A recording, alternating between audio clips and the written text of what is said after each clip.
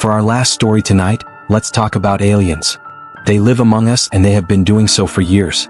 They are an advanced species, highly intelligent, and they hide in a secret base here on Earth by disguising themselves as humans. Sounds like the plot of Men in Black, right? Maybe the movie was ahead of its time because a new study says that this could be true. We're not making this up. A study has been conducted by researchers at Harvard University, and they say aliens may be walking among humans as humans. Researchers have three hypotheses. First, aliens have come from a different time period or planet. Second, they have evolved on Earth but separately from humans. And third, they come from an ancient civilization that was not completely destroyed. The study also says that aliens possibly function out of a secret location. They could be living underground or in multiple regions on Earth. Gen Z would probably call that SUS, meaning suspicious, like the Alaskan Triangle, which has been dubbed Alaska's Bermuda Triangle. Some experts claim that it has been ground zero for unexplained events, including more than 20,000 disappearances since the 1970s. Yes, it all sounds like a conspiracy theory at best, so understandably, the study is raising a lot of eyebrows. And the researchers get it. They concede that these theories are hard to sell, especially in the scientific community. The paper has yet to be peer-reviewed, so take it with a pinch of salt. But the goal here is not to unsettle scientists, it is to ask questions.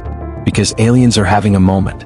Over the past few years, pilots have reported seeing extraterrestrial beings. The Pentagon has a new office to look into sightings, governments have held hearings, NASA has gotten involved, and UFOs have even been rebranded. They're no longer called unidentified flying objects or UFOs, they're now referred to as unidentified anomalous phenomena, UAPs.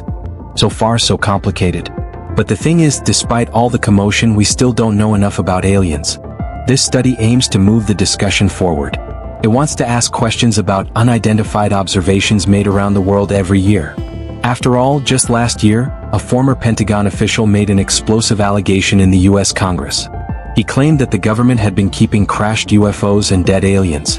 It was a wild accusation, and this year the Pentagon quashed the claims. No surprise there. Now, not to sound like a conspiracy theorist myself, but doesn't all of this stir some doubts? The modern obsession with UFOs goes back to 1947, with the famous alleged UFO crash in the US. The government quickly claimed that it was a weather balloon. But in 1997, they admitted to lying, to conceal that it was actually debris from a top-secret Air Force project.